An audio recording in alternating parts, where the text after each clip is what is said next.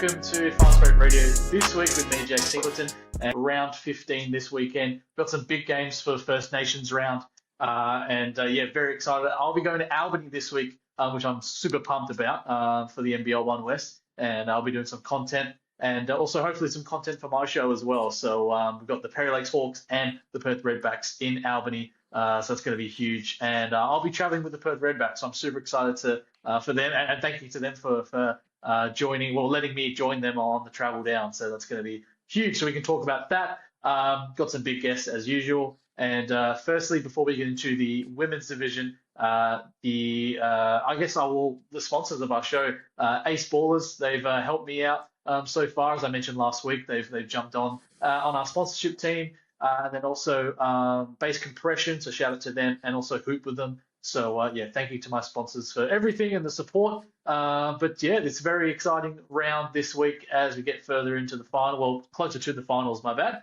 And there's a lot of changes that's happening in the ladder, so we can talk about that as well. But joining me, she's already been a huge part of the league. Won 2 championships, played 2 years with the Coburn Cougars, and this year she signed with the East Perth Eagles on that massive team that they've made this year. Headed by Janelle Morley, and they're an incredible team this year, looking to get to RAC Arena to hopefully win another championship. And with this lady that I'm joined with, there's a very, very good chance because the 2 years she's been with Coburn, she's won 2 championships. So that's very exciting. But Sarah Mortensen joining me from the East Perth Eagles. Sarah, thank you so much for your time. Yeah, thank you for having me. This is exciting. Happy to be back. Yeah. Yeah, I know. Had you on the show a couple of times, so thank you so much for your time as always. And as a bit different now, you're with the East Perth Eagles, and amazing team that's been put together and by Coach Janelle Morley. What are you loving about playing, with these East Perth Eagles girls this year? Yeah, just a great group of girls. I think Janelle is really leading us the way, and we are just enjoying playing with each other, having a lot of fun out there. And I think the most exciting part is like each week we just continue to grow and continue to get better. Kind of like everyone, nobody had played with each other before starting out the season, so it's an exciting group to be a part of.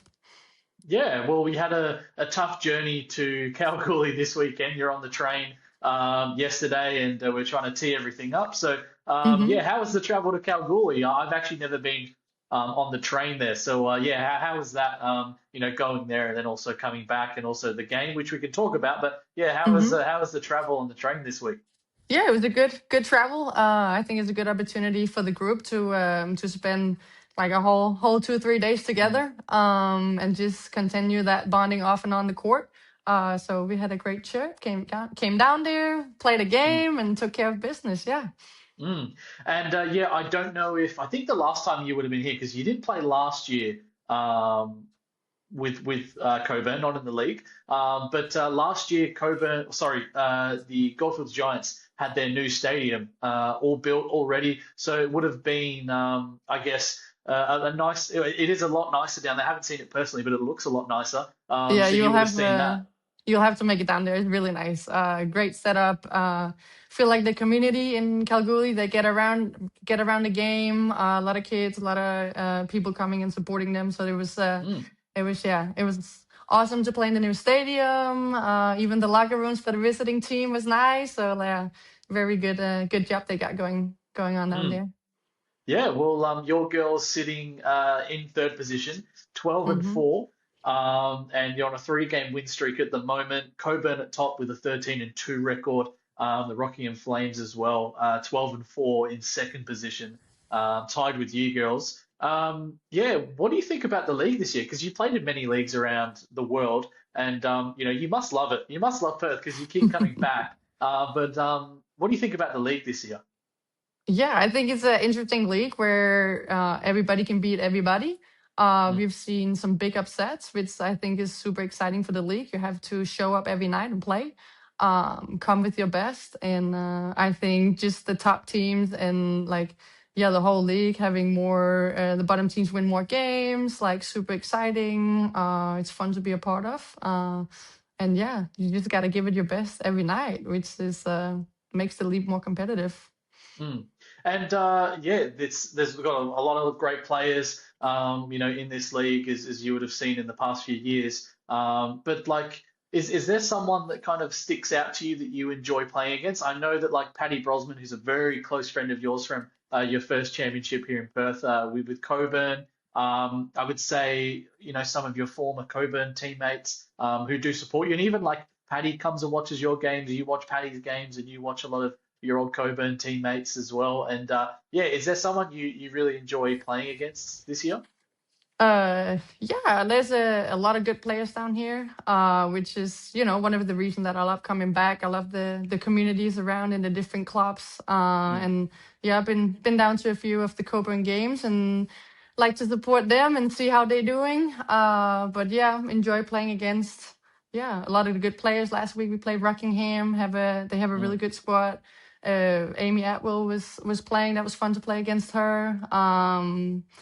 Yeah, and I feel like there's a few players on each team that I look forward to playing against. mm, So yeah, it's just super competitive and fun. mm. Yeah. It must be different when you might go and watch Coburn play. Do you think it was weird this year putting on an East Perth jersey? Definitely, definitely. Yeah, I've been a big part of that program for getting Hmm. 2 championships, and still have a lot of love for all those girls. And it's fun coming down and watch them, and just continue to see the growth. Obviously, love playing. Yeah, I play. Love to see Danny and Jewel and Jesse and Hmm. everybody getting after it. But yeah. Yeah. Well, they've made a great, I guess, squad this year, and also, at the head of Russell Hahn as well. So, yeah, they're doing an amazing job this year, sitting in first position, and with them also losing two of their games this year, they haven't lost, in over 400 days or something like that. So you were a big part of that, I guess, as well. So amazing, kind of. Run they went on for how many games they won in a row. But look, like let's talk about some of the girls you get to play with this year, and someone Hmm. you would have went up against. And I wouldn't love, I never loved to coach against this girl. And I know a lot of my players didn't like to play against her, but Stacey Barr, you get to team up. I think that's one of the best 1-2 punches, or like duos that we have in the league. Yourself and Stacey, yeah, what do you love about playing with a former MVP in Stacey Barr? Yeah, I absolutely love playing with her. Just one thing is her skill and what she can do on the court, but the leadership that she's bringing to this team, her composure is, yeah, it's great to be around. And the first practice I had here, just like being in practice with her, week out, week in, like just that little part, I think is something that is gonna help to make my game better. And being around someone like Stacy is just, I feel like she's making me better just being around her. So like Mm, playing with her, it's just we're having a lot of fun and enjoying it and seeing the game in the same way. I think a lot of times, like how we read the game is very similar. So I think that just keeps like that only gets better, like to play with each other, game in and game out. mm.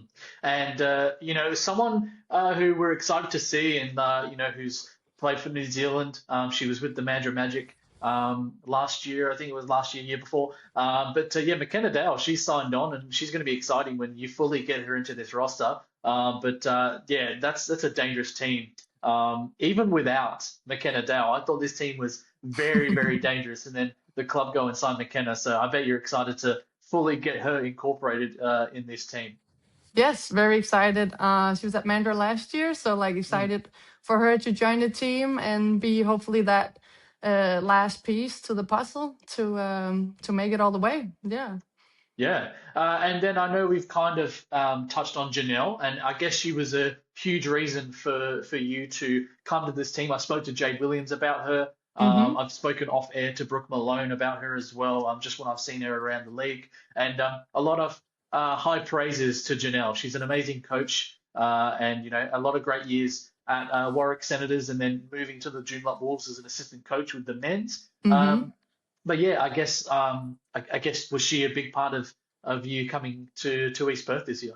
Yes, 100%. I really, really enjoy playing for her. Obviously, have a lot of experience, a Mm, lot of fun to play with, and I feel like coming in and choosing East Perth was a big part of like the way that she recruited me. She had a plan and she knew what she was doing. She had a plan of who she was bringing in and the type of basketball that she wanted to play, which I was super excited about and something that I wanted to be a part of. Mm. So yeah, just all race for Janelle. Really, just enjoy playing for her, and I think yeah, we only getting better and better. Yeah, well, I guess this year as well. Well, let's not talk about basketball for a second, but I know that Denmark didn't qualify for the World Cup. But have you been watching the World Cup? Are you interested in soccer and football? Is that something you've been watching when you have some free time? Yeah, so I was actually watching the qualify for the World Cup where when Hmm. Denmark was playing, and unfortunately we fell short in the last bit of it. But just been watching a little bit, not too committed to it since Denmark is not in it. But Yeah. I grew up on soccer, so it's something that it's on 24/7. So yeah, it's fun to Mm. watch, following Yeah. along on the sideline. Yeah. Is there a team you might think that's going to win? I say we've seen a few games. Is there a team that you'd love to see win this year? Oh, I'll just any European team. Hey, Any European? I go Europe. Yeah, that's it. Yeah, you'd be happy. Another team that didn't qualify, Italy. That's huge. They haven't qualified, I think, for the last four tournaments or something, which is huge. Yeah, My wife's family are Italian, and they are very upset. My father-in-law he doesn't want to talk about it. But I yeah. was born in England, so I know I live Mm-hmm. in Australia. I love my country. I love Australia. But for some reason, I love to support England. So Yeah, um, nice. they've been Yeah, doing that's great. funny because I was a big fan of Italy when I was younger, and my favorite player Yeah, was Andrea Pirlo. So yeah. yeah, big fan. Yeah, so there's some amazing players and everything. I know this is not the show about a FIFA World Cup, but Right. I guess it's on at the moment, and it's I guess one of the most watched I guess sports right now, definitely Mm-hmm. with the World Cup. So For sure. yeah, and I always love to talk not just about basketball, kind of just see what you guys are doing, off the court and everything like that. So we can talk about that Yes, I more love that. yeah, what you do, I guess, when you have free time, which we can definitely speak about. But Sarah, we'll go through the games that Mm-hmm. we had this week. And Let's do it. quickly before that, I'd love to just mention to the viewers, listeners, that the tickets are available for the grand final that's going to be at RAC Arena this year. We've had it for the last 2 years at RAC Arena, so definitely get your tickets.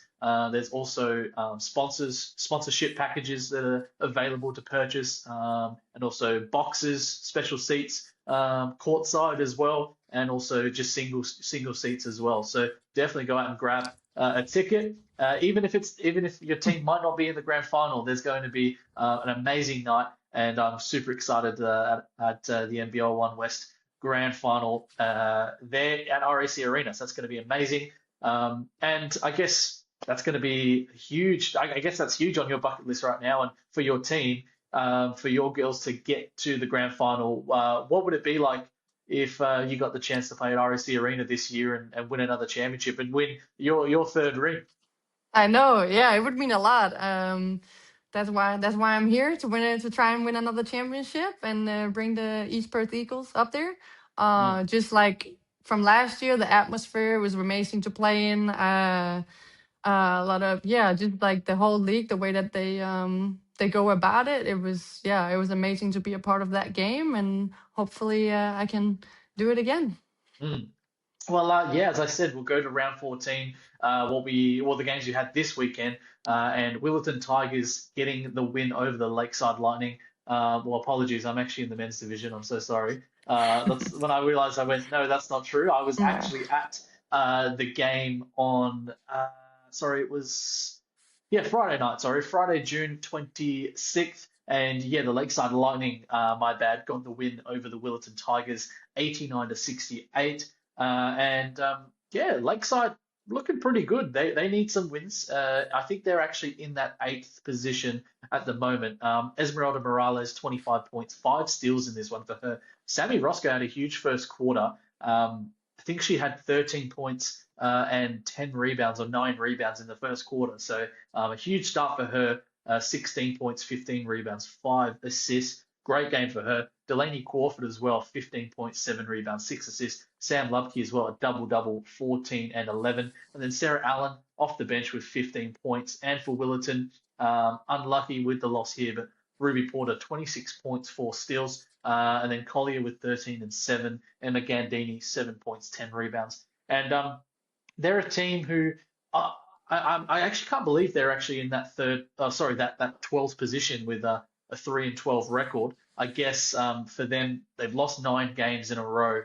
Huge for them. I don't know how you feel about it, Sarah. I feel like they definitely should be, closer to maybe that 8th position. But I know they've had problems with getting players, import struggles, and then also with injuries. So as you would know, playing professionally for a long time, there is a lot of ups, a lot of downs to anyone's season.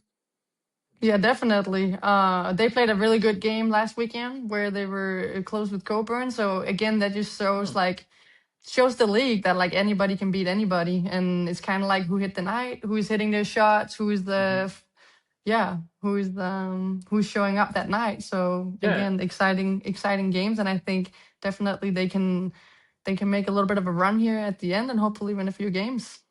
Yeah. Well, also, then we've got on Friday night, only had the 2 games, Rockingham Flames and the Southwest Slammers, 122 to 68. Amy Atwell, 25.6 rebounds. Sarah Puckett as well, 25 points, 4 rebounds. Tage Morrell, 24 and 15. And then Steph Berberabe adding 9 points. Paris Duffield as well off the bench, 19 points for her. Great game. And then also for the Southwest Slammers, it was Cassidy Lacey Ramaka in this one, top scoring, 17 points, 5 rebounds. Bri Bailey with 15 and 4.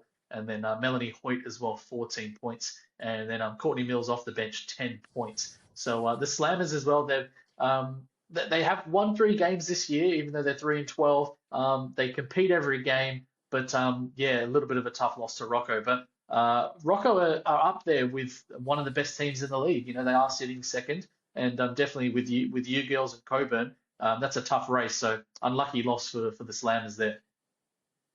Yeah, it just shows the difference, right? And yeah, good competitive game. Rocco looks strong.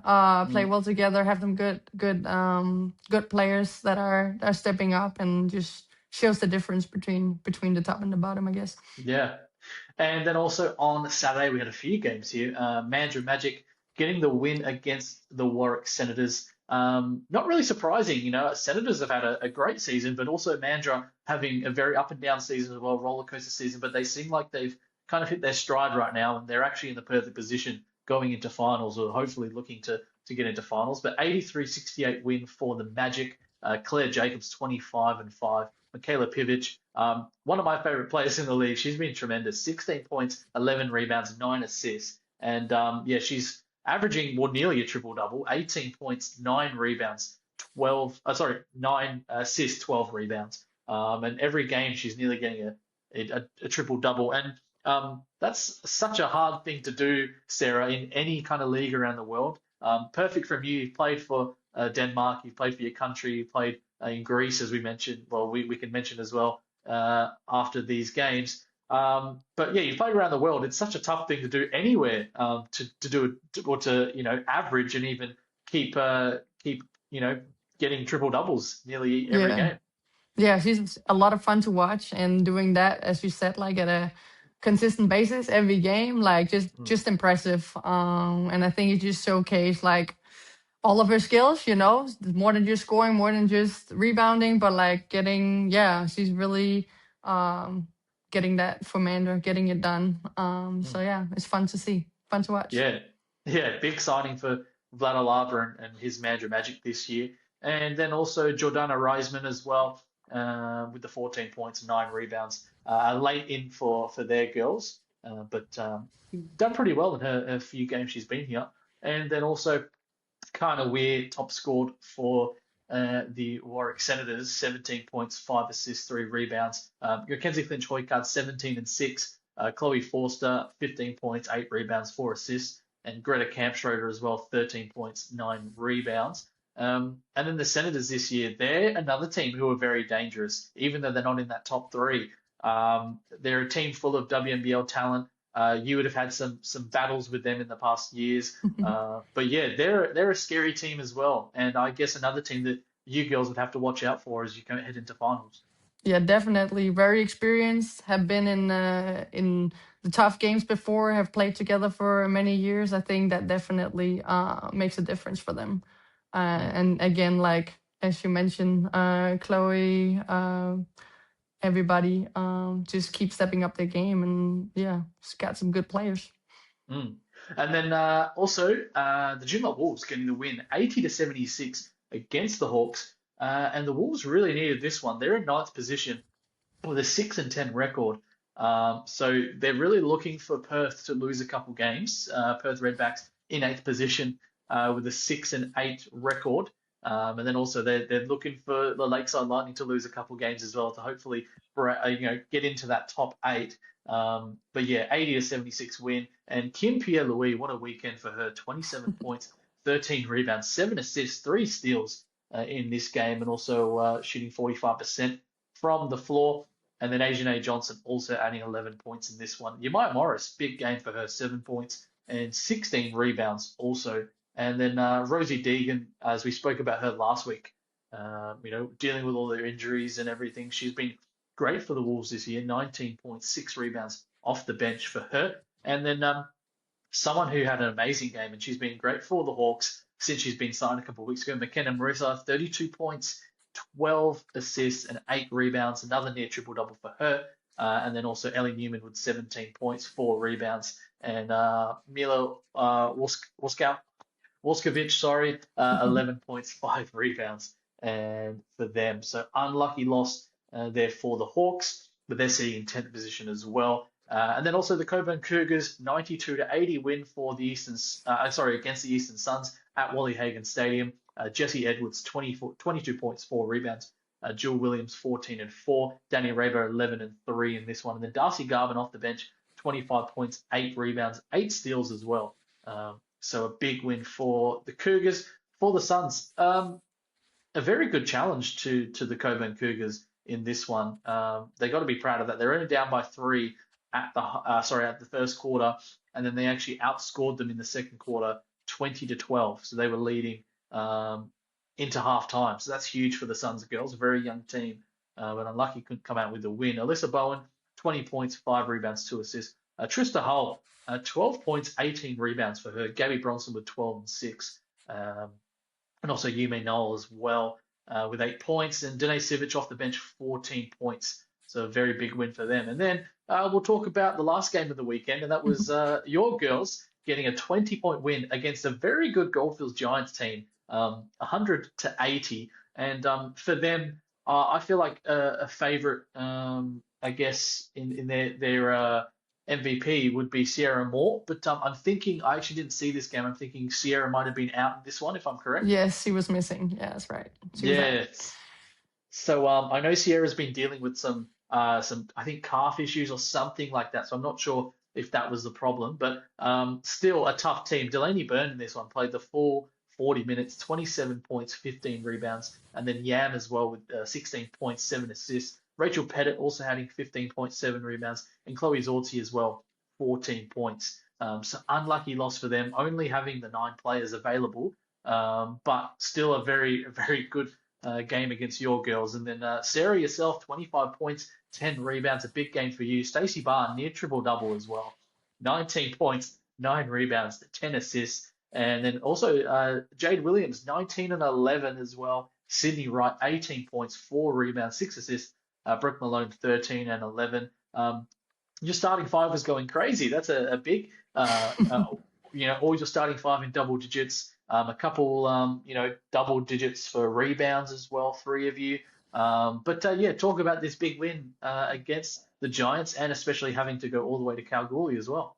Yeah, I think it's a tough place to go on the road, and then we played it the same day. But I think we showed up and we did what we had to do, and like you said, having all starting 5 in double digits, I think that says a lot about our team and what we're willing to do. We enjoy playing with each other, and play with that energy and have a lot of weapon to use. So I think that's what makes us dangerous. Definitely a lot of weapons in your team as well. And yeah, Sierra Moore, a tough out for them. But you would have seen what Sierra's been doing this year, and she's been a tremendous player. And a lot of people and saying that she's definitely a favourite for the MVP because Hmm. she's had an amazing season and helping lead the Giants to their 8-7 record. They were in fifth for quite a while. They've been in fourth as well, but now sitting in sixth. So Hmm. hopefully they should have a good chance of still making the finals. And hopefully Sierra's okay, but yeah, she's a tremendous player as well. Yes, I agree. Would have loved to have her out there on the court and play against her. Um, but hopefully she'll be all good and be back. And to see Goldfish, to see them up in the top 8 this year is great. Great for the league. And again, those last playoff spots is going to be tough and come down to the last couple games. So that's exciting, I think. And I guess every game for everyone is so crucial. Exactly. Wins and losses, even for your girls, because you'd love to finish top of the ladder, or even second. So I guess you're really fighting. You're really fighting Rockingham for those for these last games. So it's really a fight against Definitely. you, yeah, against your two teams. And Coburn, they're on a 5 game win streak, so they're playing really good basketball at the moment, and they have been, as we mentioned, for the last few years. But yeah, this is going to be a great finish. Yeah, so I'll quickly go through, as I mentioned, Coburn in first, Rocco in second, East Perth in third, then the Warwick Senators in fourth as well, 11-5 record. Mandurah Magic as well, they're very close. Hopefully they can branch into that top four, but they're 10-5 after this weekend.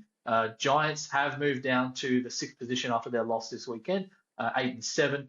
Lakeside 7-9 as well, and then also cleaning out that top 8 is the Perth Redbacks 6-8, and then you've got Joondalup as well, 9, 6-10. Parallax Hawks 5-10, and you would say Eastern Suns not having maybe a chance to get into the finals. Maybe the same for Willerton and also the Slammers in 13th. But definitely, I'd say that top 10, there's a good chance that we might be able to see some movement there. So that's going to be huge. And yeah, as I mentioned, East Perth would love to get into that top position, and that's going to be hard to topple the Coburn Cougars this year. But as I mentioned, that's actually all the games for round 14. And Mhm. yeah, straight before we get into round 15, as I mentioned, yeah, talk to us about what you've been up to in the off season, and while you've been away from Perth. And I know you've represented Denmark, you've been in Greece, and yeah, talk about what you were up to in the off season this past year. Yeah, so that's pretty much it. I went from Perth here, and then I went straight to Greece.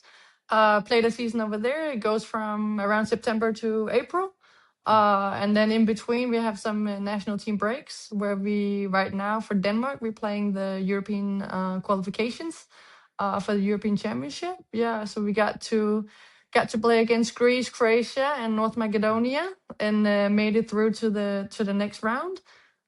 So beat Croatia and North Macedonia, fell short to Greece. But it was like a three-way win. So like Croatia beat Greece, we beat Croatia, and then Greece beat us. So that was a lot mm, of lot of fun and good competition to be a part of. Yeah, mm. always a big honor to represent my country. So yeah. Well, you haven't really had the chance to stop, I guess, since last year and even the year before. You're always going crazy. How is that for you? Just continuing your basketball journey, and do you like that you don't really take a break, or is it something you'd really look out for soon and look forward to? Sorry.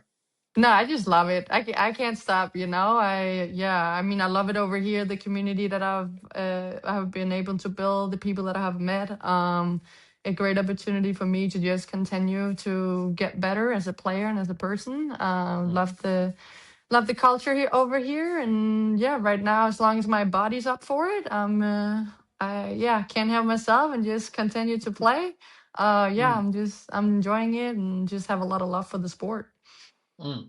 Well, I'd love to hear about. We know you're an amazing basketball player, but a lot of people might not know what really kind of gets you going off the court. What do you enjoy doing? Do you have any hobbies or anything that people might not know about you, Sarah? I love just being active, doing a lot of different sports. Over here, I've played a little bit of golf. Yeah. And then yeah, I've done some coaching. Obviously, love to go to the beaches here in Perth, and yeah, just try to enjoy life. That's what I love to do. Mm. And yeah, as you played in a lot of places in the world, but Greece is a very, very beautiful place. Haven't been to Mm-hmm. Greece yet. But was there something you'd love to do like off the court in Greece? There's a lot, as you mentioned, I think off air you were in Athens, so I guess Yes. an amazing country. There's lots of EuroLeague basketball to watch as well. They've got some great teams Mm-hmm. and everything like that. But yeah, is there something you love doing kind of while you're in Greece? Yeah, just exploring the country a little bit. Being a tourist. Yeah, I was living so in Athens, so everything was pretty close. Mm, But just yeah, going. I enjoy going outside and explore the different cultures. Going to a few EuroLeague games, and mm, yeah, I like to keep busy. So just yeah, it was fun. I enjoyed it, and yeah, cool culture to be living in for a little bit. mm. Yeah, yeah, exactly. Greece, a beautiful country, as I mentioned, and yeah, I love the EuroLeague.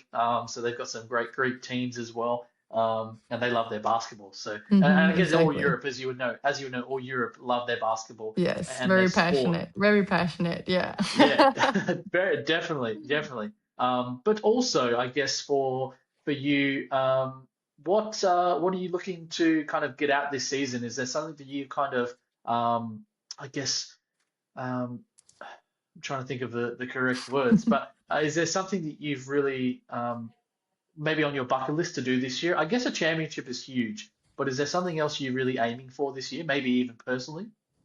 No, I just enjoying the moment, enjoying, the people around me, Mm, having fun while playing on the court, and then yeah, the one goal is winning a championship. That's the mission coming here, and hopefully we can get that done. But I think I'm a player that like the challenge for me, I think, is a challenge coming here, and then if I could win a championship with a different team, I think that would be huge. And then just I love the fact that in basketball there's always something that you can get better at, and that's I strive to be the best version of myself, and that's kind of what drives me a little bit, which is why I'm here and why I love what I do, I think. mm. Yeah, definitely. And for the viewers and listeners that might not be able to see what you're doing off the court, especially on a game day, can you run us through kind of what a game day looks like for you? And yeah, how, I guess when it comes to if you eat something, you got to eat it. I guess if you're like superstitious about your game day routine, is there something you do every day? Yeah, I pretty much keep it the same. So I'll go to the gym, have a little light lift, Yeah, activation, go get some shots up, come home, take a pre-game nap, and then eat my pasta, and then I'm good to go. yeah, that's you done. That's amazing. A lot of people that I've asked that, I think everyone I've asked that question, they nap. Is that's a, I Yeah, guess that's a big thing for sports, for athletes and everything like that is taking a nap. I yeah, guess that's a huge. a little reset, a little rest. Yeah, Mhm. it's Yeah, good. It's the routine. I think it's the yeah, routine yeah, in the athlete. You got to do the same thing on game days to yeah. perform the best. Yeah. And would it be the same if you were playing for Denmark? Is that kind of what you do, your gym, lift, or shoot as well, and also have your nap and then your pasta as well? That's the same Yeah, no matter where you are. pretty Yeah. much. Yeah, pretty much. Try Yeah, to keep it consistent. Yeah. definitely. And yeah, you're going to be excited as you mentioned. You're going to be playing. Hopefully, I think after the season, maybe might have some more games for Denmark as well. Yeah, definitely. So we're playing again in November and in Yeah. March. Yeah, and that will be to qualify for the European Championship. Yeah, wow, that's going to be huge. So a very, very busy life that you lead, especially on the basketball court. But yeah, look, Sarah, let's get to the games that we've got for next weekend in round 15. Let's do it. Only about 4 rounds left in the league in this season so far in 2026. We've got the awards coming up at the end of the season before the finals, which is going to be huge at Crown Casino. So that's going to be massive. But yeah, this weekend coming up is Indigenous round, so it means a lot to the Indigenous community and remembering the elders before us, the present, the past, and everything, and also the future as well of the Indigenous community. So yeah, and we've seen a lot of teams having their Indigenous jerseys, which the Eagles one looks very cool. It looks good. Yeah, we actually tried it on for a photo shoot. Yeah, So yeah, be ready. Looks good. yeah. So, are you excited to put it on? Do you feel like when you get a new jersey or a new because they've got some new jerseys this year Hmm. for the Eagles? Do you feel like if you look good, you're going to play good as well? If you feel good? That's the saying. Yeah, that's the Yeah, saying. You look good, you play good. yeah, definitely. Well, yeah, they've got some good jerseys as we see around the league. This week, you'll see some more posts on the NBL1 West, and you can also learn about all of the artists' kind of reasonings for the paintings and what they mean as well. So yeah, very very nice jerseys coming up this week, and also get down to all the games so you can see them in person. So that's going to be a great weekend for yeah, Indigenous round. But let's go to game one. And this is huge as well. Friday, July 3rd, 6:20 p.m. Wally Hagan Stadium you've played a lot of your NBL1 West career in. Coburn Cougars and the Mandurah Magic. This is huge. I really can't go against Coburn, but Mandurah are hitting their stride. Michaela Pivic is been playing great. They look really good as a unit. They've got Mia Jacobs back as well after she's been over in the US for a little bit. So this is going to be a really close game, I feel like, and a few teams have actually really taken it to Coburn lately. I feel like they're not um, that super. I'm trying to say that that superhero that we thought no one can touch them.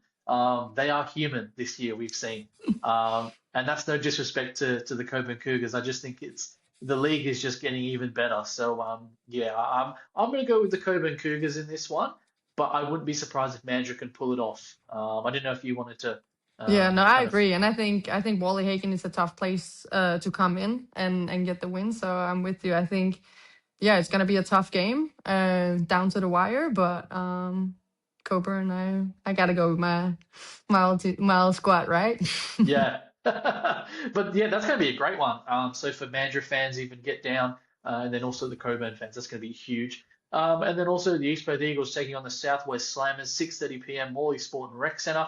A very interesting game, I guess. As we know, the Slammers girls only having the 3 wins this year, sitting in last position. They are on a 6-game losing streak, but they compete every week, same as their men's team, and they're a very tough young team. They've got some good players on that squad, but I've got to say the East Perth Eagles. I think you girls will get it done, and especially I couldn't see you girls really dropping many games at the end of this season. I just wanted to look at kind of the schedule as you head into the end of the season and just see what you girls have. And yeah, you got the Slammers, you got Lakeside, the Perth Redbacks, and also your last game as well, the Coburn Cougars. Hmm. So I feel like that's going to be a not too bad run. Perth as well. They've got some really good players. Sam Ashby's playing amazing basketball. Yes, But I think you should be fine. Very very good looking into the finals. yes, that's the But so plan. That's the not a plan. bad run. But yeah, I think it's got to be the East Perth Eagles this weekend on Friday.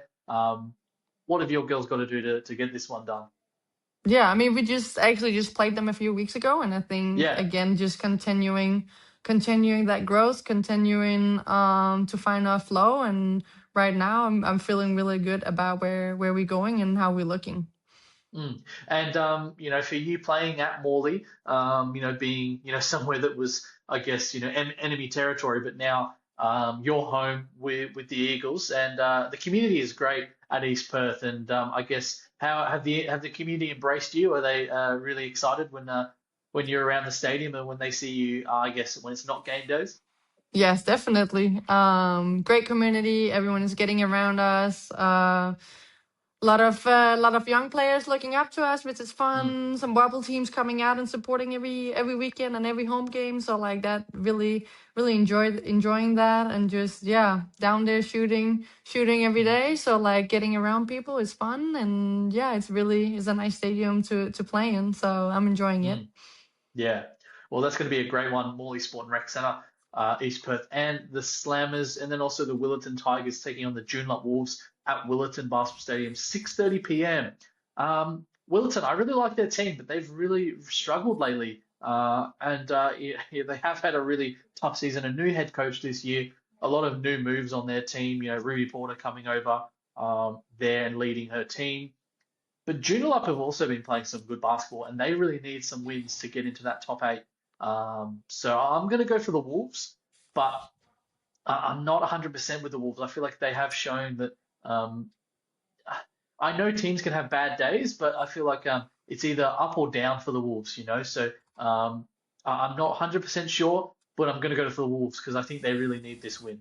Yeah, yeah, I agree. I think they have showed up and beat and had some really good wins, but Mm. also had some losses that maybe Yeah. wasn't expected. So, but I think they're gonna show up and get it done.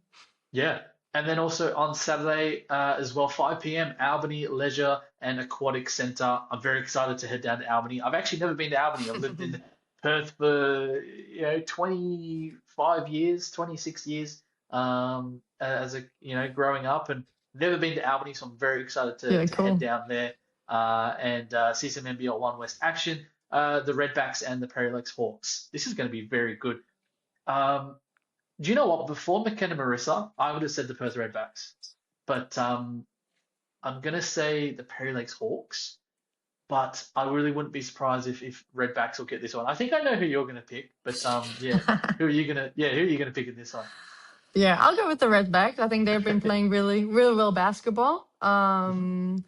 But I think it's going to be a close one. And yeah, Perry Lakes Yeah, has been playing well. So it's going to go. Yeah, I think it's going to be a really close one. And awesome that they're going down to Albany and showcasing some basketball down there. I know yeah. last year the event went really well and a lot of people showing up. So Mm. yeah, it's awesome that the NBL West is doing that. Yeah, it's amazing. So hopefully in the future, we'd love to see them get a team as well. So yeah, That'd be that'd be awesome. amazing. Yeah. They used to have teams in the league, back in the 90s. I think also late 80s, 90s, they had to have a Yeah, team in cool. Albany. So in the SBL days, so we'd love to invite them into the league. And this is definitely hopefully going to grow, their kind of, community, I guess, around basketball. So very Hmm. exciting. And one thing that's very special about basketball is, I guess, the relationships you build. And we have to shout out Patty because Patty's been on the show before, and you support her very well. She supports you and comes out to your games. So I guess it's amazing, though, the kind of connections you can make in basketball around the world. And how special is Patty to you? Yeah, I mean, creating those relationships, I think that's what it's all about. One thing is basketball, but then that makes it so special. And we were lucky enough to play with each other and build that bond in 23. And Mm, just like keep building on, like we are working out together now too. So like just fun to be around, competitive, supporting each other. Like it means everything. So yeah, super happy, mm. happy to have her in my corner. And yeah. Well, I know you do it all the time, so I guess you're used to being, away from family. But I Mm-hmm. guess it makes it easier, when you've got players like Paddy and also, your teammates, because it would be tough for you. I mean, I know when you're playing in Denmark, I don't know where you're training and how far your family are, but it must be tough, 365 days a year, even more, not really being able to see your family much. So it must be good to have these relationships. Yeah, definitely. For sure. Like I think that's one of the reasons that I keep coming back to Perth because I have a lot of Mm, those relationships around. And yeah, I was living with the host family my first few years at Coburn. Creating those relationships and still have good relationship with all the girls over there, and now building a community over here at East Perth. I think that's what makes it really special and definitely helps a lot. I think just the support from my family and them, wanting me to live out my dreams definitely helps. And they've been over here and visiting me as well. So they're back home, being very supportive, mm, which helps a lot. And then I think when you get that time together with your family, you just appreciate it just a little bit more. Yeah, so very grateful for my family at home supporting me no matter what I'm doing and where I'm at. Yeah, talk with them often every day. So just yeah, I'm lucky that they're supporting me and that lucky that I've been able to build second families over here and build those relationships. That definitely does help a lot. Mm. Yeah. Well, shout out to the Mortensen family over Thank you. back home. So yeah, I definitely know they'd be hopefully tuning in and listening. But yeah, I guess Definitely. we'll move on to the next game, and then we've got the Warwick Senators 5 p.m. taking on the Southwest Slammers at Warwick Stadium. That's going to be a good clash, and the Southwest Slammers, as we mentioned, a young team, but I can't see them getting the win against Warwick. So I don't know what you're thinking about this one, Sarah, but I think Warwick will get this one, and they really need this win as well. Yeah, I agree. I think Warwick will get this one, especially at home as well. Yeah. And then also the Lakeside Lightning taking on the Goldfields Giants. Lakeside, as we mentioned, are fighting in that, seventh, eighth spot. So they really need some wins and maybe having the chance to get to sixth position. So the Goldfields Giants, after a tough loss against your girls, I don't know about Sierra Moore. So that's going to really, I guess, come into this game about who I think's going to win. With Sierra, I think the Goldfields Giants have got the win, but without, I think that opens the door for Lakeside. So, but I'm just going to go for the Goldfields Giants anyway, and as well at Lakeside Rec. So it's a tough journey for the Giants. They've got a tough weekend, but I guess they do it week in. They do it every second week, every third week. So I'm going to go for the Giants in this one. Yeah, true. I think Lakeside has been playing some really good Yeah. basketball, very well coached. Yeah, I agree. I think if Sierra is playing, I think Goldfield is gonna win. Maybe I'll go with Lakeside if not. Yeah. Yeah, yeah, and yeah, that's a tough one. And then also the Eastern Suns taking on the Goldfields Giants at 11 a.m. on Sunday. So this is an interesting one as well. I guess you can really take into context of the game on Saturday for the Goldfields Giants of how they're going to turn up at 11 a.m. at Rayo and Sports Centre. So it's a tough one. I don't know if the Suns, as I mentioned, have much chance of getting into the finals this year, but still they're going to want to play for pride in this one and not, go down to the Giants. But I'm just going to go for Giants as well. But I wouldn't be surprised if Suns really compete because they've actually, getting Trista Hull in this at the end of this season. They've been looking really good. And Gabby Bronson as well has been playing some great basketball. Alyssa Bowen, a up and coming player. Um, so they've got a very good young roster, but I'm just going to go for the Goldfields in this one. Yeah, I'm with you. Of course, it's a tough turnaround for the Goldfield. Mm, But I think they're used to it. They know what they're doing. The Suns been playing some really good basketball. Like the ball mm. movement that they're having. The way that they play together. But I think the Giants is gonna take this one. Yeah. Well, that's it. First Nations round for round 15 in the NBL1 West. That's everything to talk about this week on the show in the women's division. But as I always say, download the NBL1 app and you can look at all the news, all the videos, games, standings, fixtures, results, and everything, some stats as well. And yeah, so download the app and you can wherever you can check out all the NBL1 action. But yeah, Sarah, I really appreciate your time, and it's great to have you on the show.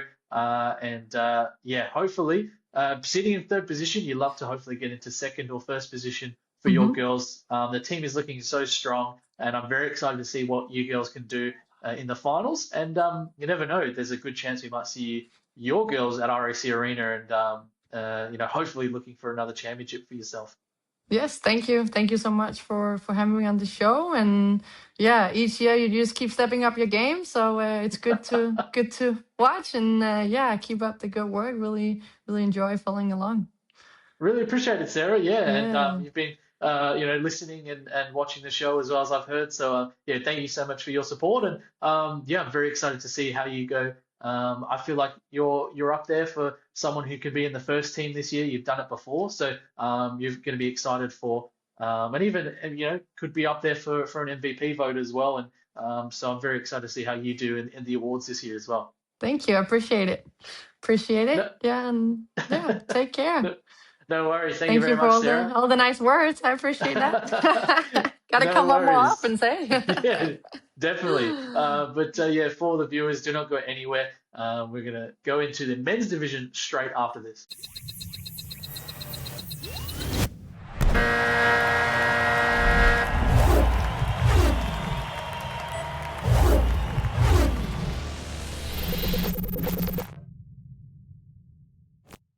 And let's talk men's division in the NBL1 West on the show this week. And joining me from the Southwest Slammers is Devan Craig. Devan, thank you so much for taking the time out, man. No worries. Thanks for having me, Jake. No worries. And I guess right now you're not with the team. You're actually in Jakarta. And I guess for your boys, it's been a tough season.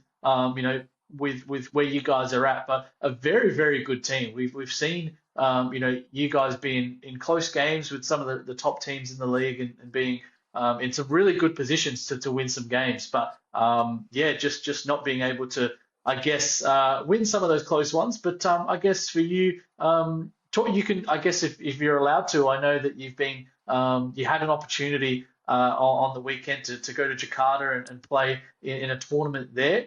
Yeah, talk about where you are at the moment in Jakarta and the opportunity that's been presented to you. As you mentioned off air, it happened very very quickly. Yeah.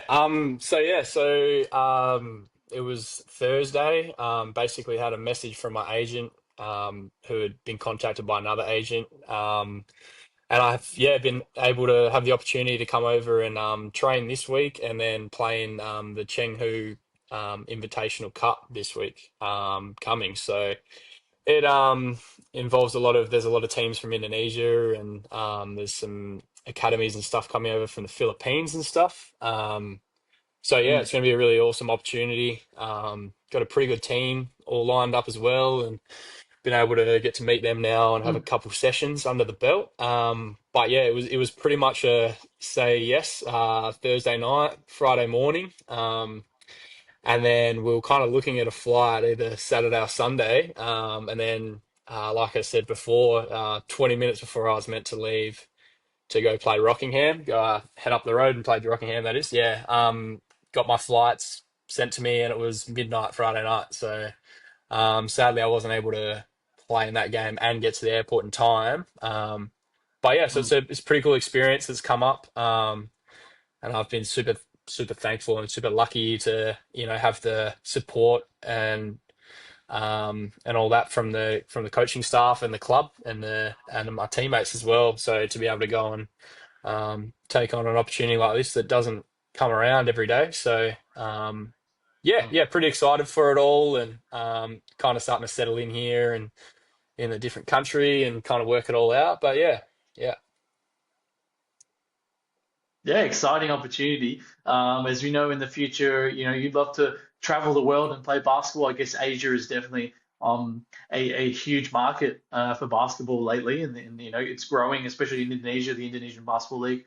We've seen a lot of NBL1 players go over there. Devan Craig went over there and played and had some big games there.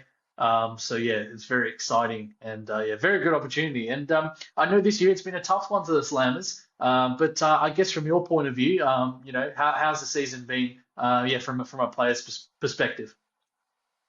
So kind of like you said, we've been able to stay really competitive in a lot of games, and just haven't really been able to get that cherry on the top with Mhm, in the wins column side of things.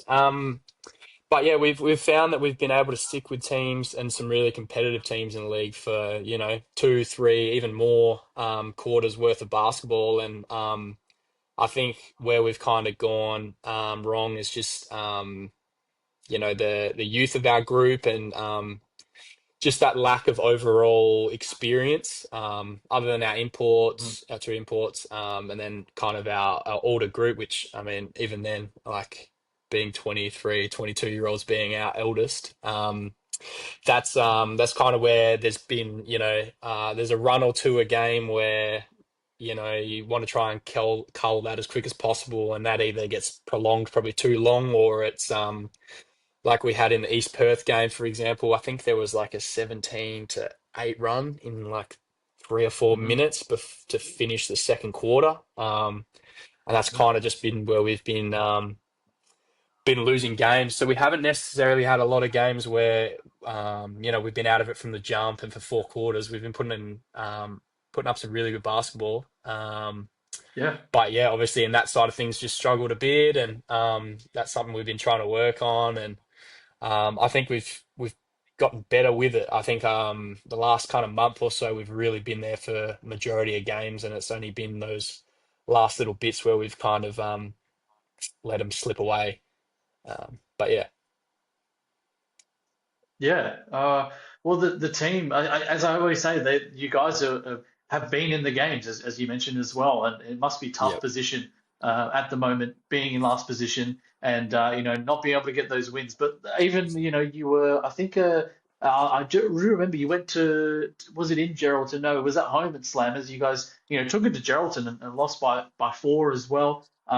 You've had some, a good game against the Flames as well. And then, at the start of the season, beating the Goldfields Giants at home, or away as well. So, yeah, there's a lot for this team, but as well, I guess it is tough, as you mentioned that you are one of the I guess elders of this team in a way, being at a very young age, early 20s. But yeah, and the league is so competitive. It must be so hard because there's so many great imports. We've got some great NBL guys that have come down. And that was my next question. How is it for you, an up and coming player, to be able to test yourself against some of the, guys like Isaac White, Blake Jones, and everyone that's, come down from the NBL? yeah. Oh, I mean, for someone that's like looking to get to the next level, it's been an awesome experience, especially the last 2 years. I found it last year, and then Mm, with the league's just made another jump this year. But you're playing against like a super high caliber player every week, week in, week out. So it's like you're either having to guard an import, or an import's guarding you, or like you said, an Isaac White or a Mike Harris, mhm, those kind of guys.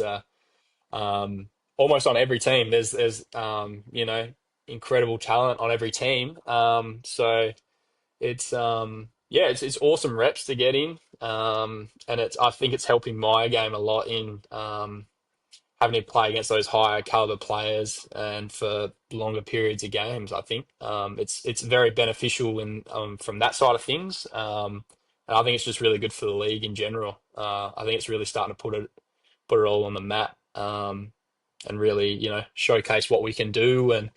Um, and yeah, it's one of those leagues. I feel like a lot of imports and stuff are starting to come over now, and they end up finding really good jobs after they come here for a year or two. So it's yeah, um, it's really skyrocketed in the terms of skill and stuff. I think in the last couple of years.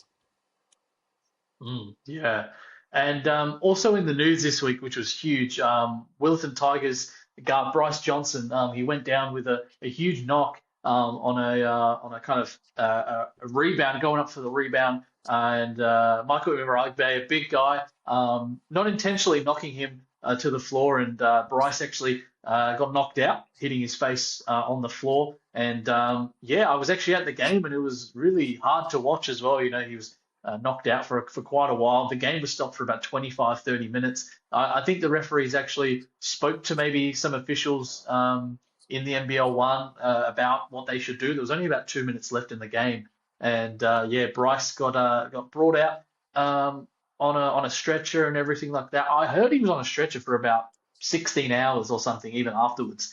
Yeah, right. So Yeah, yeah, so tough for him, and yeah, they also did neck scans to make sure. I heard that he couldn't talk, or he couldn't really feel anything when he woke from being concussed. But as we've seen from the post, he's all good, and he's back home. I do have some inside knowledge that his mum got straight on a flight from the US and flew over to Perth, and I think she got here. I think it was late yesterday. So yeah, his mum is here, and yeah, that's a tough thing to watch, I guess, in a game when you see it's kind of like injuries like that. But I know you wouldn't have seen it, you being over in Jakarta. But yeah, that was a huge injury. So for the viewers and everything like that, he should be okay. But we might have to miss out on seeing Bryce for a couple of weeks due to his concussion. So yeah, that was tough to see.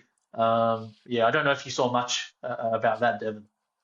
Well, yeah, I actually did. So, I mean, I got to watch a little bit of the end of our Slammers Rockingham game, and that finish, and I saw there was Mm, actually still a bit to go in that Lakeside game, and it was very back and yeah. forth when I was checking the stats and stuff. So, I didn't get to see it happen, but I saw him on the Mm, ground, and I saw them kind of talking about what had happened and stuff. So, it's very good to hear that mm, that he's on the healthier side of things now.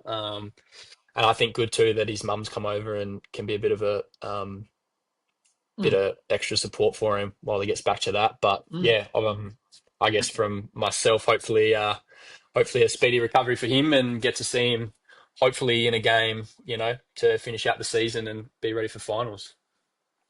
Yeah, definitely. So, yeah, that was it's a scary fall. I think it's scary when players, take big hits or even, I guess even with injuries as well. But as well being there, Michael Maragbe, who actually knocked him on the floor, it wasn't intentional. For people that didn't see it, definitely wasn't intentional.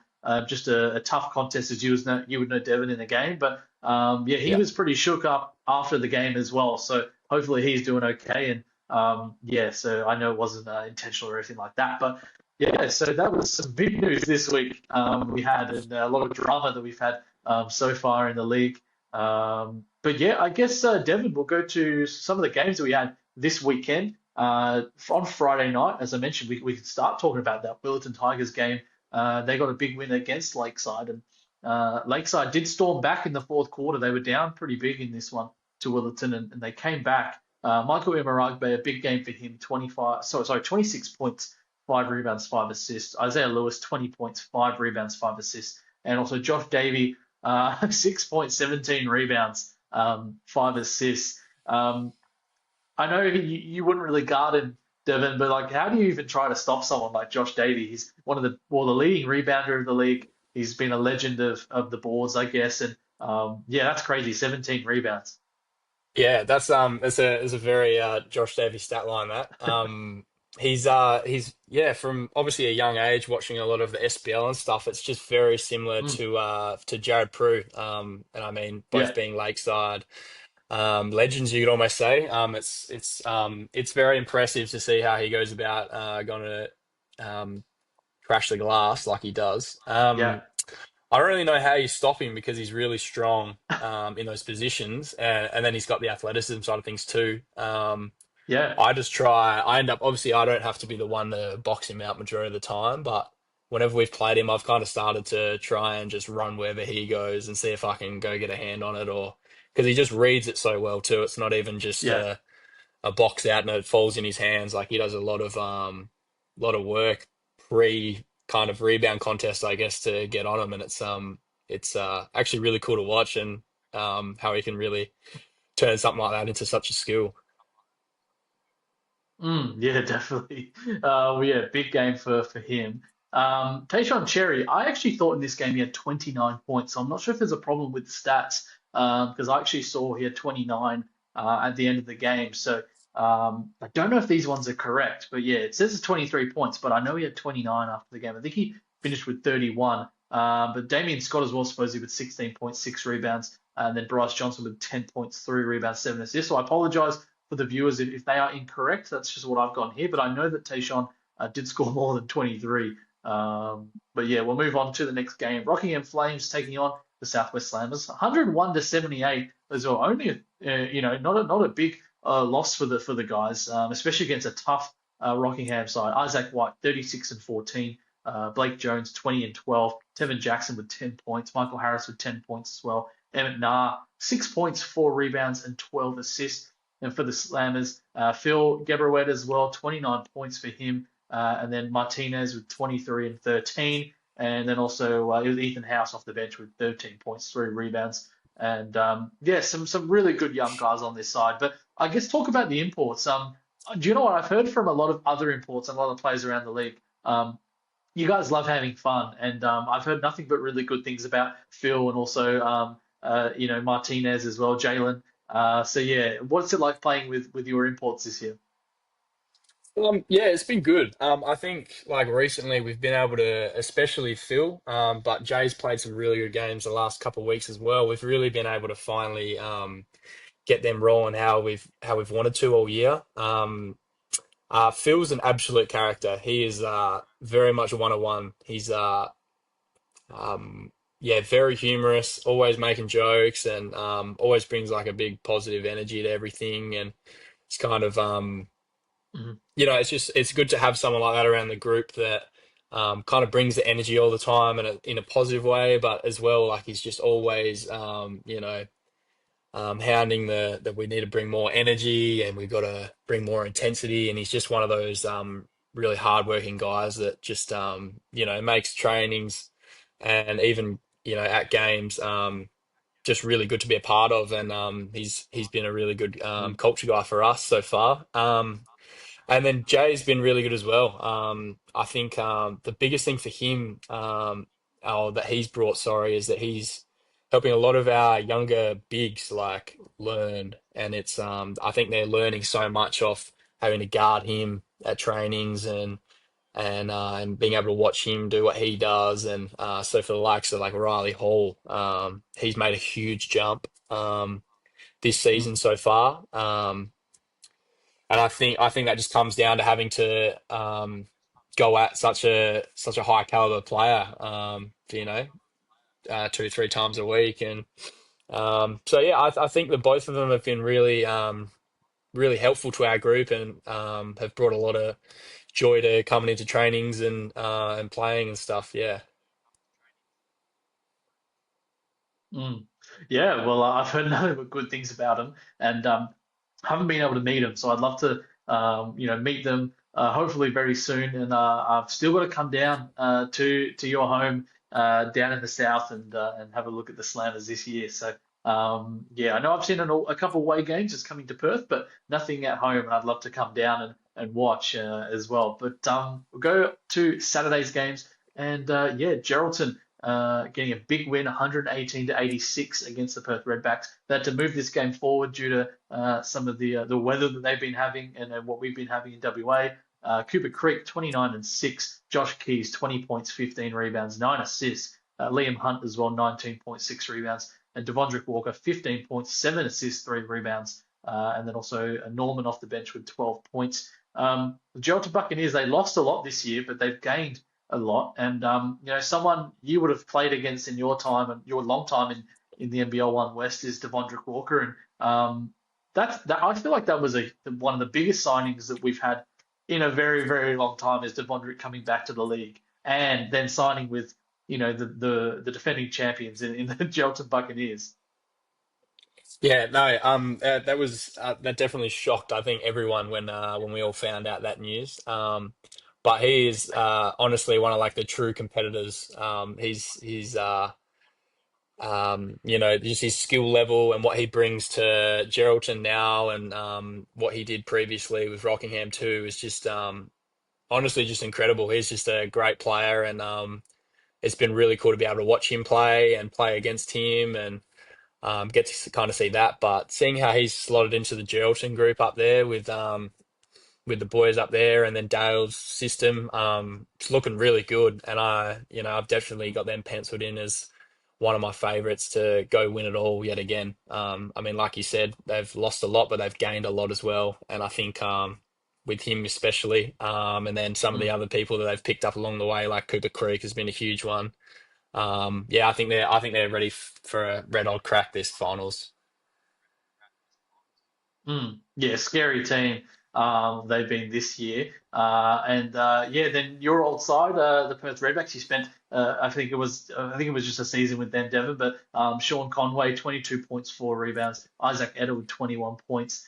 Phillips as well with 15. Nick Floyd as well with 12 points. And I know a very very different team to when you were there, but yeah, as you mentioned, spent time at the Perth Redbacks, and I guess was that hard to leave the Slammers because you've been a long time, player for the Slammers at that time, and coming all the way down to Perth and playing for the Redbacks. Yeah, it was a hard decision. Obviously, you got a lot of family ties to the Slammers as well. My dad used to play Yeah, back in the SBL, and when they were in their glory days of it's 3 or 4 championships. I think he's got 3, but I think it's 4. But yeah, yeah. so played my first 2 years at Slammers when I was 17 and 18. And then Mm, after obviously that year off from school, kind of was looking at what's next in terms of basketball. And lucky enough, CJ Jackson at the time was the coach. And he kind of had a couple chats with me, and from there went up and yeah, had the 2 years there. So I played under him, and then Charles Nix the second year. But yeah, had mm, a wicked time there, and they're another great club, and especially what they do from a board and community level. It didn't feel like too much away from home, and had that kind of family orientated feel to it, which is very similar to down in the southwest at the Slammers. So I enjoyed my time a lot there. But yeah, yeah, yeah, well, tough loss for them. They're 5-11 this year. The Perth Redbacks, yeah, sitting in 11th position, and yeah, the Mandurah have actually slowly been climbing their ladder, 6-11, as they lost. I think it was 6 or 7 at the start of the season. So they're not doing too bad. But we can talk about them in a minute. And then the Joondalup Wolves getting a win against the Perry Lakes Hawks. It's a very tough win. Sharif Black. 27 points for him. Caleb Davis as well, 26 points. Jordan Wellsteed as well. I think that was his 300th. I'm sorry if 300. I'm Yeah, incorrect, but he played, yeah. I think yeah, a big milestone. Sorry, Devon. that's all good. Yeah, he played that milestone game. Yeah, 18 points, 4 rebounds, 5 assists. CJ Turner as well with 16 in this one. They're a team as well that can make it a good run in the finals. But Parallax Hawks, I think they've been incredible. With Cam Huffner, 28 points, 8 rebounds for him. Isaiah Moses as well, 24 points, 4 rebounds. And then Jack Browder as well, 21 points, 10 rebounds. I don't know if you've seen them with, Isaiah Moses and Jack Browder, but like Cam Huffner coming in, like he's a tremendous shooter. And then you add Jack Browder, who, is now, leading the league and scoring 30 points a game, 8 rebounds. Isaiah Moses has had some big games as well, 20 points, 5 rebounds, and 5 assists, two rebounds a game. I think they are a really, really good team, and yeah, dangerous for the end of this season. With Jack and Isaiah coming into the lineup. Yeah, 100%. I think I agree on that. We had them at home a couple of weeks ago. They didn't have Moses, Yeah, but Jack and Cam both played, and that's a huge 1-2 punch. And I think they've got some pretty decent talent off the bench too, in terms of like Lee Rickwood Pitt, old Southwest boy, yeah, and yeah. Andreas as well has been huge for a younger fella coming in, and I think he's been starting most games, and Mm. he's had some pretty big scoring inputs as well, which has been good to see for him. And yeah, even is it Knox, their point guard as well, coming off the Yeah, bench and kind of yep, just like yeah. yep, from New Zealand. Yeah, yeah, he's very sound point guard, and I think he's very similar to Pharrell in a sense of really good at getting them into their sets and that sort of stuff. So yeah, I don't know exactly where they sit on the ladder, but I think if they can secure that spot in the eight, I think they're going to have a good chance of being competitive in the finals as well. Mm. Yeah, well, it looks good for them so far. 8-8 record. They're seventh. So East Perth losing on the weekend definitely branched that gap, I guess, with 2 games behind.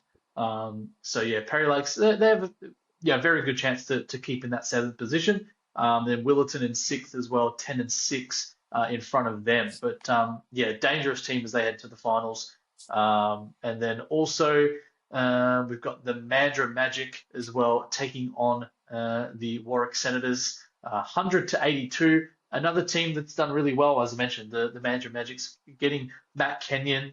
He led the scoring in this one, 23 points, 12 rebounds, 9 assists, 3 steals. Ryan Blanchett as well, 23-8. Big game for him. Michael Christmas with 19-7. Lockie Bertram with 17 points, 4 rebounds. And then, yeah, no Jock Perry as well in this game. He's been out a couple of weeks, so I actually haven't heard much from Mandurah. But I feel like with Matt Kenyon, Michael Christmas, Lockie Bertram, Michael Dupree, this team is a really, really tough team. And, they were sitting, I think second last at one point, even last Yeah. as well. And then now, climbing the ladder up to 10th, they have a good chance of making a move into that top eight. But yeah, they're a tremendous team as well, Devon. Yeah, absolutely. I mean, yeah, they obviously had a couple injuries the last couple of weeks. But once they got everyone into that group, it's looked to have been working pretty well. Obviously you've got LB running the point, and then you've got kind of dudes that kind of do specific stuff really well. Like Dupree can go score at three levels, the same as Christmas. Christmas has been very good. But then having like Jock that plays, both ends really well, and then Kenyon, who I mean is a um, three and D kind of ish guy in the Yeah. NBL. So coming back and being that defensive juggernaut for him, and being able to get on the rim and still put points on the board is pretty dangerous. And I think even Sticks Blanchette's had some pretty good games the last couple of weeks, and he's kind of been filling that void they haven't had with Perry at the moment. But yeah, so I mean it'd be interesting to see kind of that back end of the of the ladder to see who can kind of sneak in there. But I think if they can get in there and have everyone healthy at that point, they're going to be, yeah, yet again, another team to be watching out for sure. Mm.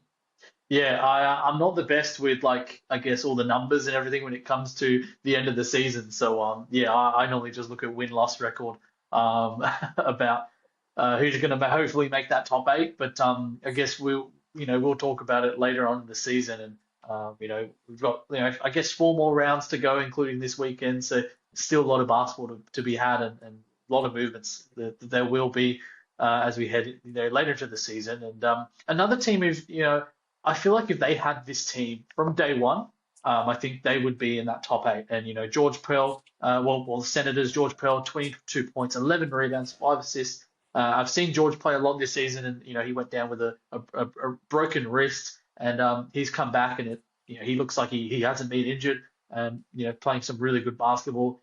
Tristan Forsyth, he's only played about 4 games so far, but 19 and 11 for him. Marshawn Blackman, he's had a really tough month. But 17 points, 9 rebounds for him, and Brody England as well. The 2 points, former Southwest Slammer as well. Billy McRae, a good game for him, and he's done great as well, starting for this side. Um, and yeah, but looks like they did have so a big out for them. Their Michigan Wolverine as well in this one, Will Cheddar. So yeah, that's a tough loss there. But yeah, as I said, I feel like they could be in the top eight. Yeah, I mean, obviously we haven't played them yet. We play them this weekend for our doubleheader. So that'll Yeah. be the real chance to see them in person. But kind of seeing a couple games and kind of looking through the stats and stuff, they look pretty handy when they've got everything and everyone rolling. Hmm. So yeah, I don't know exactly where they sit either with it. And I think they had like a bit of a rougher start to the season with not having everyone there and Yeah. stuff. But yeah, and especially having Andrew Cooper as their coach, that's another really high caliber coach for our league. So yeah, it'd be interesting to see what can happen there. And obviously with is it Tristan, right? Yeah, Yeah. Tristan. Correct. Yeah. Yeah, yeah. Having him into the squad now, give him, a round or two to kind of find his feet all together in that group, and then all work out how to play with him as well. Yeah, Yeah. another team to look out for sure. Yeah. Well, he's done great because they were looking for a five. They needed a five. They had Marshawn Blackman playing like a four at one point. As well. Will Cheddar was playing like a five, so it's good they've actually got like a solid big. And yeah, he's really good. I didn't actually know anything about Tristan before this, but he's actually played really, really well. And yeah, really fitting in with Warwick. But they're 5 and 12. They're in 13th position. You've got Goldfields in 12th, 5 and 11. You've got Perth Redbacks 5 and 11 as well, and then the Mandurah Magic 6 and 11, Lakeside 7 and 11. So look, it's they've got to kind of win a lot of their games, their last games this week. Well, this season coming up, sorry, the end of this season, these next rounds. They've really got to win a lot of them to hopefully get into maybe a top eight, but it's tough from 13th position. So we'll see how it goes. And then next up, the Coburn Cougars 121 to 82 against the Eastern Suns, and Eastern Suns have been great this year. That's a huge win for the Cougars. Joe Bradshaw 32 points, 11 rebounds. Rowan McKenzie, 30 points and 8 assists. Johnny Narkle, 10 points, 9 rebounds in this one. And then it was Nathan Pond as well, big 14 points for him. And then for the Suns, Marley Sam with 17.6 rebounds. Joker Green, 12 points, 2 rebounds. Taranda Smith as well against his old side, 11 and 7. And Jesse Pollock as well. What a great season for Jesse. 18 points and a rebound for him for his Suns. And I've got to ask you about both teams, Devon. Coburn coming up from, second last position and, struggling the last couple of years. They signed, Joe Bradshaw coming in. They got Akeem Springs. He's out injured. But then also Rowan McKenzie goes there. And then also Johnny Narkle. Like a crazy offseason for them this year. Yeah, absolutely. They definitely went and hunted, some high caliber guys, which I think their groups kind of needed. But yeah, adding kind of those pieces of Rowan and Johnny as a bit of a cornerstone for that group, and then kind of recruiting some extra guys like Joe to kind of fit into that group has done wonders for him, I think. And yeah, I think a game like that really shows against like a good competition in Suns, like how well they are rolling realistically. And I think Yeah. I think they're in the top four from what I know. So they're a team that are looking pretty dangerous. And I think once you get Springs back into that mix too, yeah, I think they're another one that could almost go the whole way. They're looking very good on both ends of the floor as well. I think defensively, they've taken a big jump this year, especially from what we saw in our game. I think that's definitely something that they've kind of honed in on as well. So having that on that side of the court and then having all those scoring threats has just been obviously really good for them and put them in the position that they're at now. Mm. I feel like the top eight, all of them I could see like in the grand final or even, a team that have the chance to win a championship, like East Perth in eighth, Perry Lake seventh, Willetton sixth, Eastern Suns in fifth, Coburn fourth, Joondalup third, Gero second, and then Rocco in first. There's so many teams that could get there this year. But yeah, you were correct. The Suns were in fourth position, but the Coburn Cougars actually after this win, pushing them out of the top four, and Suns are now fifth. But yeah, amazing team. And I got to ask you as well. I know a lot of people have heard about Marley Sam, and he's an amazing player. You're still a young guy yourself, but Marley Sam coming up, 17 years old, and what he's been able to do this year has been pretty, very close to incredible.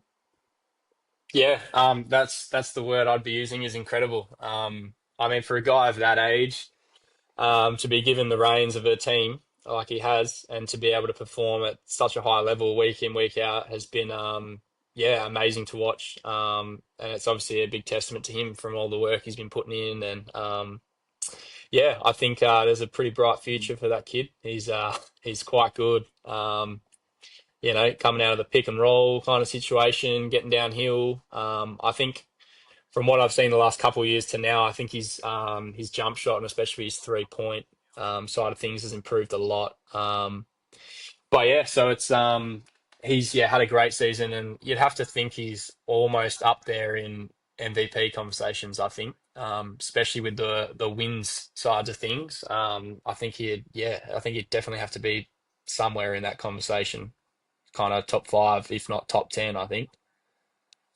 Mm. Yeah.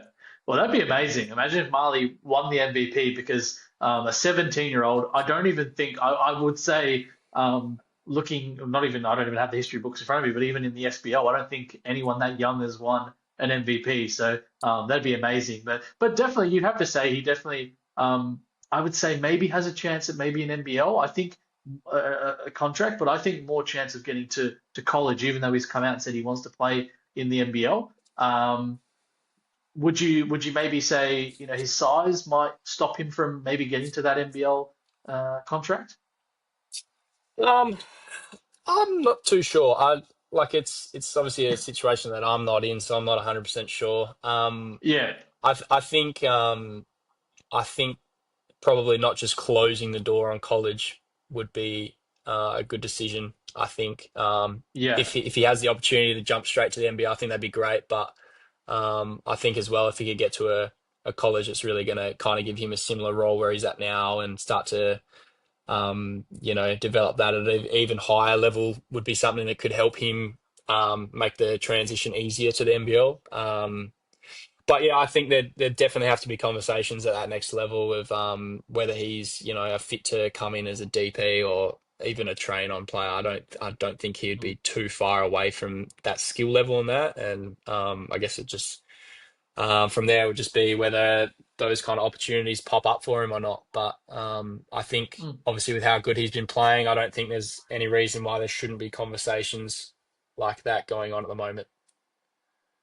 Yeah, well, exciting times for Marley, and I was at Ben at Bartel Centre during the week actually, and he dropped 60 points in a SSWA high school grand final game against Willerton, a stacked Willerton young team. They've got some young guys in their roster, and Marley took it to them 60 points, Yeah, which that's was insane. crazy. So I Yeah. think.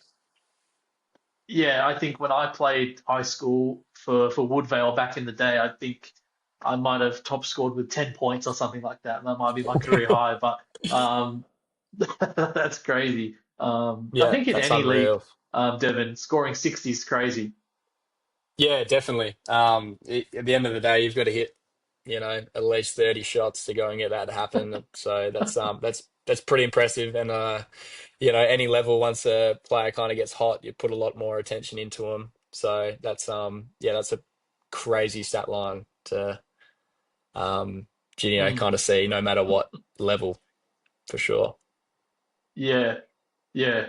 And he had a lot of rebounds as well, a lot of assists as well. So I don't know. I think they were only counting, as you know, in wobble and also that age, you're only counting Yeah. scores. But yeah, he definitely could have had a double double, I think, because he had a lot of rebounds and was passing to his teammates. And yeah, it was really good to see. But we'll move on to the next game, and that was on Saturday as well. The Giants getting a win against the Eagles, 77-70, and a big win, yeah, for the Giants, well needed. And then also leading scoring for them, it was Matthew McLellan with a big game, 24.6 rebounds. Josh Duach as well, 14 and 6. Sam Vincent as well, 13 and 3. And Lino Manholm as well, big double double, 11 points, 13 rebounds. And then also for East Perth, David Aquera, 16 and 9 in this one. Sean Parsons, 9 points, 8 rebounds, 3 assists. Against his old side, he would have loved to have get that win, but unfortunately not. Jonah Antonio with the 9 points, and Giannis Demakopoulos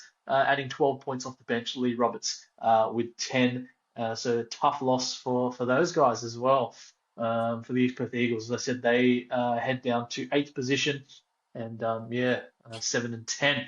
But Devon, I guess I want to hear. I guess well, that's all the games. Sorry for round 14. And what's kind of like I guess at the moment when you're playing for the Slammers, when you're at home, kind of what's a day in the life for you down in the south, and yeah, what's it like for you a day in the life with Devan Craig? Yeah, so I mean, it doesn't matter whether it's a home or away game. I love to, get up reasonably early, and we've got a couple good cafes down in Bunbury, so go grab a coffee and grab brekkie, and kind of go for a walk along the beach and get the legs moving. And then depending on whether it's a home game or away will depend on what time I'll go do it, but go down to the courts and get a light shoot around and stuff as well. But yeah, then kind of head home and just eat, have some sort of like pasta in the lead up, and depending on timing and stuff, maybe have a little nap and that. But then getting to the games and kind of getting all prepared from there is kind of the pre-game routine. Yeah. Mm. And there's a rich history, as you mentioned, with your dad playing for the Slammers, and they won a lot of championships back in the day. And there is a huge community in or well around Bunbury that love basketball, and there's a lot of young players coming up. With some great talent and a lot of good young teams and local clubs around your area. The community is looking great. And what do you love about playing for the Slammers and playing for a team in the Southwest? It's pretty cool to be able to represent um, the my hometown where I've grown up my whole life in a state league like this is really cool. And then obviously with the pretty rich heritage, it's pretty awesome to be part of a club like ours. Obviously our head coach Jason Chalk, assistant coach James Fitch, we're all a part of the golden Mm. days, the golden era. So I'm kind of getting to see them in that the next step of trying to develop this group and get us to a stage where we can get back to those conversations, and that kind of success has been awesome as well. But I think there's been a lot of good talent that comes out of the Southwest too, and I think our club's always done a really good job of helping nurture and develop that in terms of even your Mark Worthingtons and Cam Glidden, two big names that have made their way out of the Southwest. But yeah, I Mm. think like I said before, it's a huge family environment, which just kind of makes it feel like a second home. So that's always a good thing to look at, I guess, for a club that you're playing at, and kind of just brings that more enjoyment side of things into it, even off the court. But yeah, so I'm obviously forever grateful and privileged to be a part of the Slammers and get to try and follow in those footsteps of the greatness the club has had. And yeah, that's it, eh? Mm. Yeah, well, shout out Yeah, to the Slammers fans and everyone in the South that love their basketball because it is rich history down there. And yeah, as well. I love coming down to Bunbury, especially on game days and staying there overnight. And we love the South as well, coming up from Perth. That's a relaxed nature. I think a lot of people say WA or Perth is a pretty relaxed city in general. But then when you go down south and go to Bunbury, it's even more relaxing just being there for a day or two as well. So yeah, shout out to all the Slammers family and all the players, coaches, everyone down there, fans, and yeah, shout out to them. And we will go to the games for this weekend. As we have a huge round 15 coming up. And the first game is crazy. I'm not sure who I'm going to pick. I'm trying to decide in my mind this weekend. But it's the Coburn Cougars taking on the Mandurah Magic at Wally Hagan Stadium. Um, yeah, so fourth, sorry, playing, sorry, fourth playing 10th position. I don't think that really matters, even though Madge are in that 10th position. They're an amazing team. No yeah. Jock Perry, though. Well, I'm not sure, but he's missed the last 3 weeks, so I'm not sure how he's going. I should really find out with my connections in Mandurah. Um, this is so hard. I know a lot of people I know at Mandurah will be upset with me, but I think Coburn, they're just looking really good. Even without a King Springs as well. I'm going to go with Coburn, but I wouldn't be surprised if, Mandurah could steal a win from them. As we said, Matt Kenyon on that roster. Ryan Blanchett has been playing really good basketball as well. But I think Coburn might get this one. Devin, what do you think? Yeah, I think I'm going to have to go with you on that one too. I think Coburn will get over the line, but I think it'll be a really close one. Obviously, having potentially no Jock will be huge for the game. So it'd be interesting to see what they can do to stop Joe after especially such a good game this week. Um, but it'd be interesting to see how they kind of use Kenyon to kind of see who they're going to stop. Will they kind of send him to Rowan, or will they send him to Johnny? I guess will be the big Mm. thing in having a chance to get over the line there. But I think with how Coburn have been all year round, I think they especially at Wally as well, I think they'll get over the line here in a close one. Yeah. And then also at Morley Sport and Rec Centre, your boys have a tough weekend, but taking on the East Perth Eagles at Morley Sport and Rec Centre, Southwest Slammers. And yeah, this is going to be an interesting matchup. Your guys, you know, where they always fight, and this is going to be a tough competition. East Perth really needing another win to stay in that top eight. But yeah, what do you think your guys have to do to get this win on a Friday night? Yeah, well, I think there was no Jonah Antonio when we played him 2 weeks ago, so that's obviously a big in to get him back from I don't know if it was the 3-on-3 stuff or if it was an injury or but that's something Yeah. that we'll have to put a bit of attention into. But I think our thing, like we've kind of talked about earlier, is just trying to kill those runs as quick as possible. I really believe that we played, I think, three and a bit better quarters than them in the last game, and it was realistically just that kind of 4 or 5 minute period that we spoke about that um, kind of put us on the back foot and made us have to chase for the rest of the game. But I think if we can do a good job of looking at especially our two imports who have started to get into a bit of form that they're definitely happy with and have been searching for this year, and if we can handle things defensively and stop them from going on probably more just as bigger runs. Obviously, it's a game of runs, as we always say, but Mhm. just being able to kind of kill them as quick as we can and go on our own and build off those. I think. I mean, even with the record that we have now, I still honestly back us into every game. So I mean, I think we still have a great chance to win this game to Mm. start our double header weekend. But yeah, I think Jonah coming in and then just being able to nullify those runs will be huge for us in trying to get this win. Mm. Yeah, Devin, I agree. I think you guys have a really good chance of beating these guys. Um, it's tough though, you know, David Aquera, Sean Parsons, then Jonah Antonio coming back into to roster since you guys played him. But I'm going to go for the Slammers. I'm going to go for your boys in this one. I think they have a really good chance to start round 15 on a good note. So I'm going to go for your boys in this one. Cool, And then also cool. the Willerton, and then the Willerton Tigers take on the Joondalup Wolves at Willerton Basketball Stadium. So the Wolves heading south. Yeah, look, I would normally say Willerton. I would actually go with Willerton in this one. But there's a very good chance that Bryce won't be playing due to his concussion. So that's why I'm going to go for the Wolves. That's the only reason I'm going to go for the Wolves. And I know the Willerton Tigers have struggled with ins. You know, Tom Jerovich was out for a few weeks as well.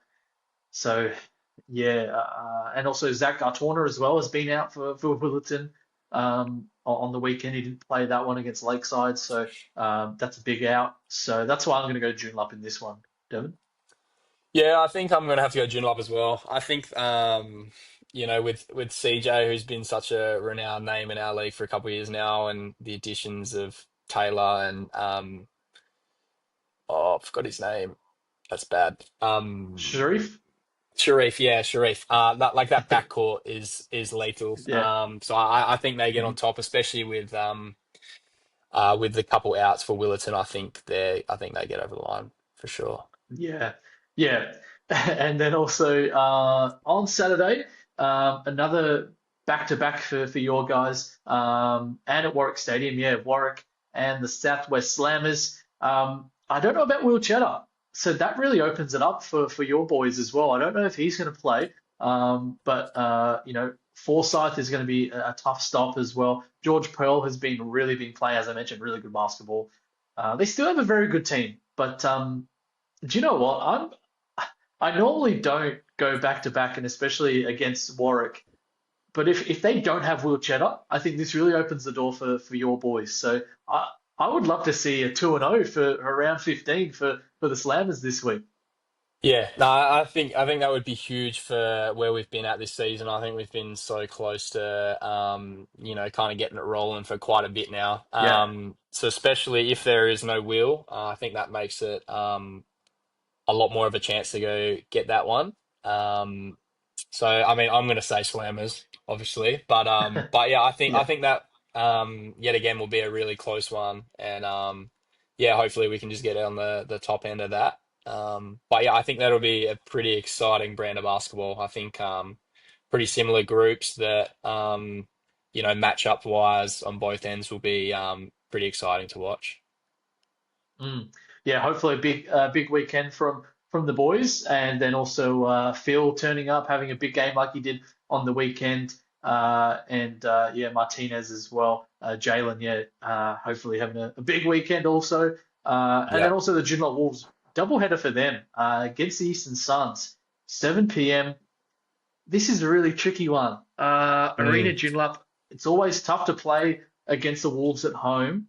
Um, Something's telling me Joondalup, but I know that the Suns really have to get a win um, back after they lost pretty big against Coburn on the weekend, and now are out in fifth position. And Willerton will definitely want the Wolves to win this one, so I'm gonna go for the Wolves, but I'm very in the middle of this one. Yeah. I think I'm gonna go to the Suns. I Yeah, think rolling in from a game the night prior and the Suns being, a bit fresher and ready to go. I think I'm gonna yeah, bet off the fact that Marley has a huge game. I think he's been pretty good at turning up in the ones that have mattered this year, and I think coming in against a backcourt like that, I think this kind of has his name written all over it. So I don't know. I think I can almost see it as a bit of like a player of the week game for him with that one. hmm But yeah, I think it'll be a really close game, and like you said, it's always really hard to go into Joondalup with their atmosphere and um, the pressure that you get from that. That's like next level. I think them and Geraldton are. In terms of atmosphere and crowd are like so next level from anyone else. So hmm that will definitely play a part. But yeah, I'm going to go the Suns on this one. Mm. And yeah, that's gonna be a huge one. And I think being an Arena Joondalup, it's a great game night. So I think it's a great stage for Marley to really show he can do it in front of a big crowd and away fans as well. So that's going to be a really good matchup. Yeah. But I think game of the round, even though we have some great games, the Geraldton Buccaneers taking on the Rockingham Flames at Active West Stadium. Mm. 1 versus 2. Um, last game, Rockingham came away with the win against Gero. And This is going to be so exciting. I don't know who to pick on this one, Devon, but I would love to see Devondrick get a win against his old team, especially at home. And I think Gero will, Del Joseph, as we mentioned, a great coach. I think he'll have something up his sleeve, and to uh, kind of hopefully get this win and hopefully change some things from what went wrong in their first meeting. So I'm going to go with Geraldton this one and at home. So I don't know how you're feeling about this one. This is tough. Yeah, it is pretty tough. I know, obviously Rockingham had an incredible game against them last weekend. But I think I've got to go the same with Geraldton. Just the being up at Active West, it's a very hostile environment going up there. Yeah. Obviously off the big road trip. And then yeah, I don't know. I think it's one of those ones they don't lose at home. So that's a big one there. But yeah, I think it'll be a very very good game, and like you said, it's definitely going to be game of the week. In terms of the Mhm. best matchup we've got. But yeah, I think after getting it kind of handed to them last week, I think they might get on top of this one. Yeah. Yeah, that's going to be a massive game. And then the Perth Redbacks taking on the Perry Lakes Hawks. Yeah, Sean Conway's had some big games for the Perth Redbacks. Isaac Eder as well. He's had a couple 30-point games. I love his game. Nick Floyd there playing against his old side at Perry Lakes. But I can't go against Perry Lakes. I think they've got a really, really good side. With Browder, Moses, and then Hufner as well, and like Grubish has been playing, as you mentioned, some great basketball. They've got a really good side. So look, I think it's going to be close, especially in Albany, as we're heading down to Albany as well for this game as we do it in the last couple of years. So yeah, I'm going to go with the Hawks in this one, but I think it's going to be close. Yeah. Um, yeah, I don't know. I think it's going to be close as well, but I just have a bit of a Redbacks itch, I think. I think I've really been liking Yeah, what Conway and Eder have been able to bring to that team. And then I just really like the front court kind of punch that you get from Luke and Nick. So I don't. I think it's going to be really close, but yeah. I think those two will be the big factors in getting over the line or not here. And then obviously the guards will do what the guards do. But yeah, I'm going to say the Redbacks this one. Mm. Well, I'm heading down there for the NBL1 West, and I think I'm doing some commentating as well. And the Perth Redbacks have been nice enough to give me a ride, so maybe I might have to change my tip because I don't think they're going to let me on the bus. But yeah, all love to the Redbacks, but this is going to be a great one. And then so I'm very excited to head to Albany as well. And then the Lakeside Lightning at Lakeside Rec Centre taking on the Goldfields Giants. This is going to be a really good game. Lakeside nearly getting it done last week. Imaragbe didn't have like an unsportsmanlike or anything, so he'll definitely be playing.